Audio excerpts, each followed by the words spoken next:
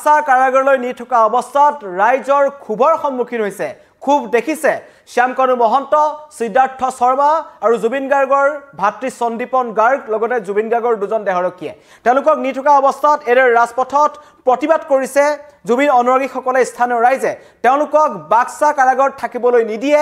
বাক্সা কাৰাগাৰত থকাত বাক্সাবাসী ৰাইজৰ আপত্তি আছে তেওঁলোকৰ মতে বাক্সালৈ জুবিন গাৰ্গৰ এই ঘটনাত জড়িত 5 জন অভিযুক্তক আনি সেই ঠাইখিনিৰ নাম বদনাম কৰিব নালাগে তেওঁলোকে কৈছে জুবিন গাৰ্গ আমাৰ আপোন আছিল আৰু জুবিন গাৰ্গৰ ৰহস্যজনক মৃত্যুৰ লগত জড়িত 5 জন অভিযুক্ত বাক্সাত সুৰক্ষা দি ৰখাটো তেওঁলোকে মানি ল'ব বিচৰা নাই সেই কাৰণে বাক্সালৈ গৈ থকা অৱস্থাত যিখন বৰমা উৰণ খেতু আছে উৰণ খেতুৰ তলত এদৰে স্বতঃস্ফূৰ্তভাৱে ওলাই আহিছে ৰাইজ এয়া এটা বৃহৎ কনভয়েৰে এদৰে সিদ্ধাৰ্থ শৰ্মা শ্যামকানু মহন্তক নি থকা হৈছিল কিন্তু এই সকল লোক তাত ৰখি আছে তেওঁলোকৰ এটা স্পষ্ট কথা যে জুবিন গাৰ্গৰ ৰহস্যজনক মৃত্যুৰ লগত জড়িত থকা কোনো ব্যক্তিকে তেওঁলোকে মুছলপুৰত থাকিবলৈ নিদিয়ে বাক্সাৰ নতুন কাৰাগাৰত তেওঁলোকে আলহী হ'বলৈ নিদিয়ে তেওঁলোকৰ এটাই কথা যে তেওঁলোকৰ ঠাইখিনিৰ নাম বদনাম হ'ব তেওঁলোকৰ সেই অঞ্চলটোৰ নাম বদনাম হ'ব জুবিন গাৰ্গৰ লাখ লাখ অনুৰাগী সেই অঞ্চলটোত আছে তেওঁলোকৰ স্পষ্ট কথা যে নহব আমি ইয়াত থাকিবলৈ নিদিও বাক্সাত অভিযুক্তৰ গাড়ী প্ৰৱেশ কৰাৰ লগে লগে ৰাইজে এদৰে উত্তাল প্ৰতিবাদ সাব্যস্ত কৰিছে আটাইকেইজনকে কঠোৰ শাস্তি বিহাৰ দাবী কৰিছে বাক্সা কাৰাগাৰত ৰখা হ'ব শ্যামকানু মহন্ত সিদ্ধাৰ্থ শৰ্মা সন্দীপন গাৰ্গ লগতে জুবিন গাৰ্গৰ দুজন পিএছক আশা কৰি মানুহে সন্দেহ প্ৰকাশ কৰিছিল আশংকা কৰিছিল যে ৰাজপথত প্ৰতিবাদৰ সন্মুখীন হ'ব নেকি আৰু সেইটোৱে হৈছে ৰাইজৰ খং ক্ষোভ দেখিছে ২৬টা দিন এটা মুহূৰ্ত অসমবাসী ৰাইজে জুবিন গাৰ্গৰ মৃত্যুৰ ন্যায়ৰ দাবী তুলি আছে সেই সময়ত এই সকল অভিযুক্তক তেওঁলোকে আজি পুৱাৰ ভাগত যেতিয়া গুৱাহাটী সিজেম আদালতত তেওঁলোকক হাজিৰ কৰা হৈছিল তেওঁলোকে এটা কথা কৈছিল যে আমাৰ নিৰাপত্তাৰ প্ৰতি জীৱনৰ নিৰাপত্তাৰ প্ৰতি ভাবুকি আছে সেইকাৰণে আমাক বেলেগ কৈদি থকা কাৰাগাৰত থাকিবলৈ দিব নালাগে মানে গুৱাহাটী কেন্দ্ৰীয় কাৰাগাৰলৈ তেওঁলোকক পঠোৱাৰ কথা আছিল তেওঁলোকে তালৈ যাবলৈ সাহ নকৰিলে তেওঁলোকে কৈছে যে আমাৰ জীৱনৰ নিৰাপত্তাৰ প্ৰতি ভাবুকি আহিব পাৰে সেই কাৰণে আমাক নতুন ঠাইলৈ পঠাব লাগে আৰু তালৈ যোৱাৰ পথতেই এদৰে খং ক্ষোভৰ সন্মুখীন হৈছে এই সকল লোকৰ পৰা তেওঁলোকৰ স্পষ্ট কথা যে জুবিন গাৰ্গৰ এই ৰহস্যজনক মৃত্যুৰ লগত জড়িত থকা কোনো ব্যক্তিকেই বাক্সা বা এই নতুন যিখন জিলা কাৰাগাৰ আছে যিখন ৫৪ কোটি টকাৰ ব্যয়েৰে নিৰ্মাণ কৰা হৈছিল আৰু তাত যথেষ্ট কটকটীয়া নিৰাপত্তা বেষ্টনী গঢ়ি তোলা হৈছে আৰু বাক্সা জিলা কাৰাগাৰৰ সন্মুখতো উত্তাল প্ৰতিবাদ সাব্যস্ত কৰিছে যথেষ্ট সংখ্যক লোক ইতিমধ্যে বাক্সা জিলা কাৰাগাৰৰ সন্মুখত ৰখি আছে তেওঁলোকৰ এটাই কথা তাৰ পৰা ঘূৰাই পঠাব লাগিব আগভেটা দিছে আৰক্ষী কনভয়ক আগভেটা দিছে প্ৰতিবাদকাৰীয়ে এক উত্তপ্ত পৰিস্থিতিৰ সৃষ্টি হৈছে বুলি ক'ব পাৰি কাৰণ তেওঁলোকৰ এটাই কথা যে এই কেইজন অভিযুক্তৰ থকাৰ ঠাইটো বাক্সা হ'ব নোৱাৰে এয়া বাক্সাবাসী ৰাইজৰ প্ৰতিবাদ তেওঁলোকৰ মন্তব্য আহিছে মই আপোনালোকলৈ পোনপটীয়াকৈ আগবঢ়াই দিব বিচাৰিছোঁ স্থানীয় লোক হিচাপে আমি ভাল পোৱা নাই ইয়াতে আনাটো এতিয়া আমি তাহাৰ ফাঁচি হতো বিচাৰোঁ আৰু ৰাইজৰ আগত উলিয়াই দিয়াটো বিচাৰোঁ ইয়াতে আমি নিবিচাৰোঁ ইয়াতে আনাটো প্ৰথম হওক দ্বিতীয় সেইটো কথা নাই ইয়াতে আনাটোৱে আমি নিবিচাৰোঁ তাহাক আমি ইয়াতে সুৰক্ষাটোৱে নিবিচাৰোঁ জুবিন দাই ন্যায় পাব লাগে এইটোৱে বিচাৰোঁ জাষ্টিছ ফৰ জুবিন দা আমি সেইটোৱে বিচাৰোঁ এইখিনি বিচাৰোঁ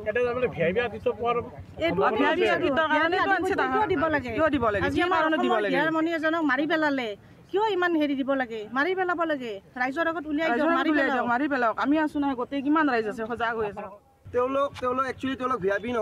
নহয় চাওক মই প্ৰথমতে কওঁ মই জুবিন দাৰ বহুত ডাঙৰ অনুৰাগী হয় তেখেত চৰকাৰৰ কিছুমান নিয়ম নীতি আছে গম পাইছোঁ চৰকাৰে নিয়ম নীতি চৰকাৰে মানি আছে কিন্তু তেওঁলোক ভিআইপি নহয় তেওঁলোকে উচিত শাস্তি পাব লাগে এতিয়া চৰকাৰে যেনেকৈ ন্যায় দিব খুজি আছে আমি চৰকাৰৰ লগতে আছোঁ কিন্তু অতি সোনকালে গৰিমা বৌ সদায় মানে আপিল কৰি আছে যে জাষ্টিছ ফৰ জুবিন গাৰ্গ লিখক জাষ্টিছ ফৰ অলমষ্ট 10 লাখ হ'ব এতিয়া ছ'চিয়েল মিডিয়াত আমি সদায় জাষ্টিছ ফৰ জুবিন গাৰ্গ লিখি আছোঁ আমি সৰুৰ পৰা ডাঙৰ হ'লোঁ জুবিন দাৰ গান শুনি বা অকল জুবিন দাক আমি গায়ক হিচাপে নহয় তেখেতে ব্যক্তি হিচাপে এটা যুগ হিচাপে আমি চাইছিলোঁ আমাৰ এটাই কথা যেনেকৈ কৰে চৰকাৰৰ ওপৰত আমাৰ সম্পূৰ্ণ বিশ্বাস আছে আমাৰ ইয়াতে আনিছে আমি সেইবিলাকত মই ক'ব নাযাওঁ কিন্তু অতি সোনকালে কঠোৰতকৈ কঠোৰ শাস্তি পাব লাগে কাৰণ তেওঁলোকে এজন ব্যক্তিক আঘাত আছে জড়িত আছে নাই ক'ব নোৱাৰোঁ তেওঁলোকে এটা যুগ শেষ কৰি পেলাইছে ভিআইপি আতিথ্য বিচাৰে কিয় ভিআইপি আতিথ্য লাগে কিহৰ ভিআইপি আতিথ্য লাগে জুবিন দা কি আছিল জুবিন দাক 40খন বুলেট প্ৰুফ পাইছিল নেকি জুবিন দাই আমাৰ জাতিটোৰ এটা যুগ আছিল যুগ আমি এই বাচ্চাৰ পৰা 1992 জুবিন দাৰ অনামিকা ওলাইছিল মোৰ 1996 জন্ম গান যেতিয়াৰ পৰা শুনিব পৰা হৈছোঁ তেতিয়াৰ পৰা জুবিন দাৰ গান শুনিছোঁ আমি জুবিন দাৰ বাহিৰে বেলেগক চিনিয়ে নাপাওঁ ৰাইজৰ খং খুব আপোনালোকে দেখিছে এদৰে মন্তব্য কৰিছে কোনো কাৰণত জুবিন গাৰ্গৰ ৰহস্যজনক মৃত্যুৰ লগত জড়িত থকা অভিযুক্তসকলক বাক্সাত মানুহে ঠাই দিব বিচৰা নাই বাক্সাৰ নতুন কাৰাগাৰখন লৈ নি থকা হৈছে কিছু সময় পিছতে তেওঁলোক গৈ তাত উপস্থিত হ'ব কিন্তু এই জিলাখনত প্ৰৱেশ কৰাৰ লগে লগে তেওঁলোকৰ এই উত্তাল প্ৰতিবাদৰ তেওঁলোক সন্মুখীন হৈছে খং খুব তেওঁলোকে দেখিছে সমগ্ৰ অসমবাসী খঙত আছে খুবত আছে তেওঁলোকৰ কঠোৰৰ পৰা কঠোৰতম শাস্তি তেওঁলোকে দাবী কৰিছে তেনে পৰিস্থিতিত এইখন 53 কোটি 88 লাখ টকা ব্যয়েৰে নিৰ্মাণ কৰা কাৰাগাৰখনত কি কাৰণত তেওঁলোকে বিচৰা ধৰণে তেওঁলোকক ৰখা হৈছে তাক লৈ মানুহে প্ৰশ্ন উত্থাপন কৰিছে কাৰণ পুৱাৰ ভাগতেই চতুৰ শ্যামকানু মহন্ত সিদ্ধাৰ্থ শৰ্মাৰ দৰে এই একাংশ সন্দীপন গাৰ্গ এই পাঁচজনে আদালতৰ এটা কথা স্পষ্টকৈ কৈছিল যে আমাৰ নিৰাপত্তাৰ জীৱনৰ নিৰাপত্তাৰ প্ৰতি ভাবুকি আহিছে আমি যদি গুৱাহাটী কেন্দ্ৰীয় কাৰাগাৰত থাকো তেন্তে আমাৰ ওপৰত আক্ৰমণ হ'ব পাৰে আক্ৰমণ হোৱাৰ আশংকা আছে সেই কথা তেওঁলোকে যেতিয়া আদালতত উল্লেখ কৰিলে আদালতে তেতিয়া অন্য এটা ঠাই বিচাৰিব লগা হ'ল বিকল্প এটা স্থানৰ বিচাৰিব লগা হ'ল আৰু প্ৰথমতে বিকল্প স্থান দুটা দিয়া হৈছিল প্ৰথমটো আছিল ডিফু আৰু দ্বিতীয়টো আছিল বাক্সা কিন্তু বাক্সাখনক এই কাৰণেই নিৰাপত্তাৰ খাতিৰত দিয়া হৈছে সেইখন জেলত এতিয়ালৈকে এজনো কয়দী নাই সেইখন জেল এতিয়ালৈকে মুকলি হোৱা নাই আৰু সেই জেলখনত প্ৰায় 500 কয়দী ৰাখিব পৰা ব্যৱস্থা আছে 352 জন পুৰুষ কয়দী ৰখাৰ ব্যৱস্থা আছে 138 গৰাকী মহিলা কয়দী ৰখাৰ ব্যৱস্থা আছে 2025 চনৰ 21 জুনত মুখ্যমন্ত্ৰীয়ে এই কাৰাগাৰখন মুকলি কৰিছিল একেবাৰে নতুন কাৰাগাৰ ৰং তেল খানি থোৱা হৈছে আৰু সেইখন কাৰাগাৰত এই কেইজন অভিযুক্তই ফিটা কাটিব বুলি গম পোৱাৰ পাছত তাৰ ৰাইজ কিন্তু খঙত ফাটি পৰিছে খুবত ফাটি পৰিছে তেওঁলোকৰ এটাই কথা এদৰে তেওঁলোক ওলাইছে স্বতঃস্ফূৰ্তভাৱে ওলাইছে কোনো দল সংগঠন ইয়াত নাই এইসকল এয়া হৈছে এটা বৃহৎ কনভয় প্ৰায়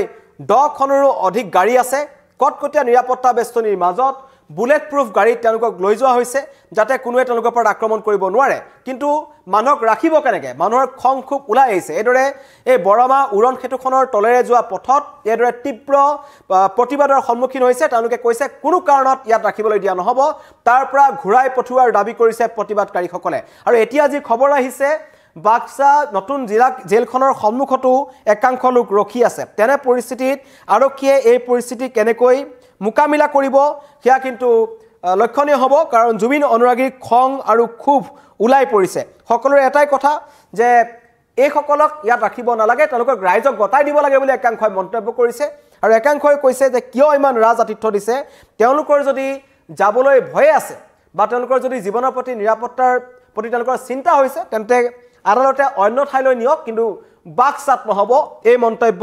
বাক্সাবাসী ৰাইজৰ কিন্তু জুবিন অনুৰাগীৰ খুব খং তেওঁলোকে দেখিছে আৰু তেওঁলোকে কঠোৰৰ পৰা কঠোৰ শাস্তি দাবী কৰিছে কাৰণ এওঁলোকে আৰম্ভণিৰ পৰা সমগ্ৰ ঘটনাটোত কেৱল মিছা কথাই কৈ আছে প্ৰবাসী অসমীয়াসকলে এতিয়ালৈকে কোনো অহা নাই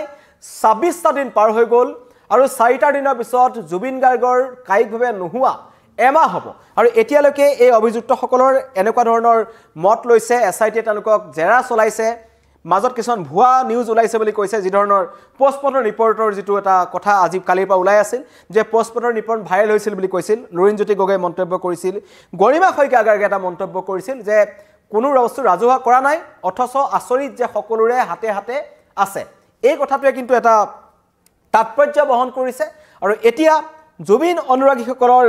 খুবৰ সন্মুখীন হৈছে এই 5জন অভিযুক্ত বিশেষকৈ শ্যামকানু মহন্ত সিদ্ধাৰ্থ শৰ্মা সন্দীপন গাৰ্গ আৰু জুবিন গাৰ্গৰ দুজন দেহৰক্ষী তেওঁলোকক বাক্সা কাৰাগাৰলৈ লৈ যোৱা হৈছিল আৰু হয়তো 16 তাৰিখে অমৃতপ্ৰভা মহন্ত আৰু শেখৰজ্যোতি গোস্বামীকো এইখন জেললৈকে লৈ যোৱা হ'ব য'ত তেওঁলোকক ভালকৈ ৰখাৰ চিন্তা কৰা হৈছে যাতে তেওঁলোকৰ নিৰাপত্তাৰ দিশটো কটকটীয়া কৰাৰ চিন্তা কৰা হৈছে কিন্তু বিপৰীতে ৰাইজৰ খং খুবৰ কিন্তু অন্ত নাই তেওঁলোকৰ এটা স্পষ্ট কথা এইদৰে প্ৰতিবাদ অব্যাহত থাকিব যদিও ৰাখে জেলখনৰ সন্মুখত প্ৰতিদিনে তেনেকুৱা ধৰণৰ প্ৰতিবাদৰ সন্মুখীন হ'ব লাগিব জেলৰ সন্মুখত এতিয়াও বহু ব্যক্তি ৰখি আছে তেওঁলোকে কৈ আছে যে ইয়াৰ পৰাই ঘূৰাই পঠাওক এই 5টা অভিযুক্তক কটকটীয়া নিৰাপত্তা বেষ্টনী জেলখনৰ বাহিৰে ভিতৰে গঢ়ি তোলা হৈছে কিছু সময় পূৰ্বে জেলখনৰ অধীক্ষকৰ মন্তব্য আহিছিল তেওঁলোকে কৈছে যে তেওঁলোকক ৰখাৰ কাৰণে যাৱতীয় ব্যৱস্থা তেওঁলোকে গ্ৰহণ কৰিছে কিন্তু তীব্ৰ খুব খঙৰ সন্মুখীন হৈছে ৰাজপথতে গৈ পোৱাগৈ নাই তেওঁলোক কিন্তু পোৱাৰ আগতে তেওঁলোকে জুবিন অনুৰাগীসকলে তেওঁলোকক আগবেটি ধৰিছে বাহন আগবেটি ধৰিছে আৰু উৰণ সেতুৰ তলত এইদৰে প্ৰতিবাদ কৰিবলৈ ওলাই আহিছে সকলোৰে এটাই দাবী #justice for Zubin Garg ধন্যবাদ